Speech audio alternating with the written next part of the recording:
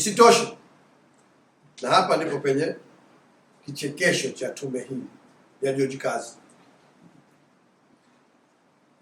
Isitoshe, katika majibu yao kwenye hati za kesi ya msingi, yani reply to petitions, yale majibu yao kwenye petitions ambazo tumefungua mahakamani, ZEC wenyewe wameambatanisha fomu za majumuisho ya matokeo kwa kila kituo maarufu kama fomu namba 13B. Swali linakuja, je, wanakwenda kuchoma moto ushahidi ambao wao wenyewe wameieleza mahakama kwa wanakusudia kuleta mahakamani?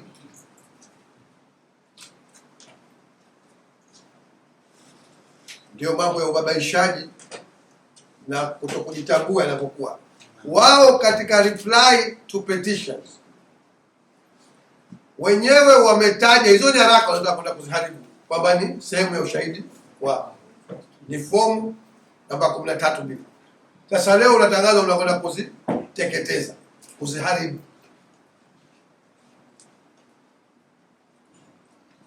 Huwezi kuchoma eneo la tukio la uhalifu katika sheria. Huwezi kuchoma eneo la tukio la uhalifu, yani crime scene, isipokuwa kama unajaribu kuficha jinai hiyo. Hichi ni kitendo cha kukata tamaa kwa taasisi inayoogopa ukweli na inayodharau akili za Wazanzibari. Tangazo la jana la mwenyekiti wa ZEC ambaye anaambiwa ni jaji wa mahakama kuu ni la aibu, fedheha na kashfa, na kwa hakika anapaswa kujionea aibu mwenyewe. Ni kielelezo chengine cha ZEC kujivua nguo na kisha kujianika hadharani mbele ya Wazanzibari na ulimwengu jinsi waliposhindwa kuheshimu maadili ya kazi yao ambayo yanataka wasimamie haki na kuonesha uadilifu. Tume nzima ya uchaguzi kuanzia mwenyekiti na makamu mwenyekiti wake ambao ni majaji wa mahakama kuu, makamishna wote wa ZEC pamoja na watendaji wa tume wanapaswa wajitathmini. Kitendo cha kutaka kuteketeza ushahidi huu huku kukiwa na kesi za kupinga matokeo ya uchaguzi mahakamani ni kuwadharau Wazanzibari walio wengi. Tukumbuke kwamba kesi za kupinga matokeo ya uchaguzi kwa ujumbe wa Baraza la Wawakilishi zilizoko mahakamani ni za majimbo 25 kati ya majimbo yote 50 ya uchaguzi Unguja na Pemba. Hiyo ni 50% ya majimbo yote. Kwa maneno mengine, angalau nusu ya Wazanzibari wanahoji utendaji wa tume na uadilifu wake jinsi ilivyoendesha uchaguzi mkuu wa 2025. Ni vyema pia ileweke kwamba kesi hizi hazihusu haki za ACT Wazalendo.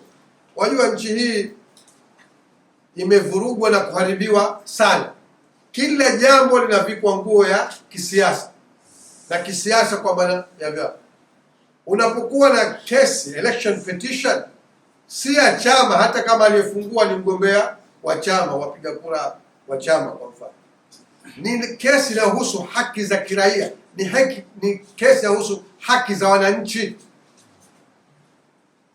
Kwa hivyo ni vyema eleweke, nirudie tena, kwamba kesi hizi hazihusu haki za ACT Wazalendo, zinahusu haki za wananchi wa Zanzibar. Kutaka kuangamiza ushahidi wa kesi hizi ni kuonesha jinsi ZEC inavyowadharau Wazanzibari ambao ilipaswa kuwalindia haki yao kuu ya kikatiba na kiraia, yaani haki ya kuchagua na kuchaguliwa. Kwa lugha nyingine, haki ya kuiweka madarakani serikali wanayoitaka.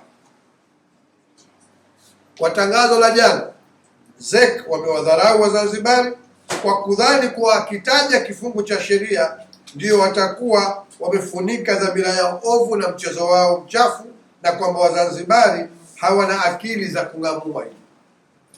Kwa hakika dhamira ovu na mchezo mchafu huu ukitekelezwa unakwenda kuzinajisi mahakama za Zanzibar na pia kuhujumu hatua zinazoendelea zenye lengo la kutafuta ufumbuzi wa mkwamo uliopo ambao ulisababishwa na ZEC hiyo.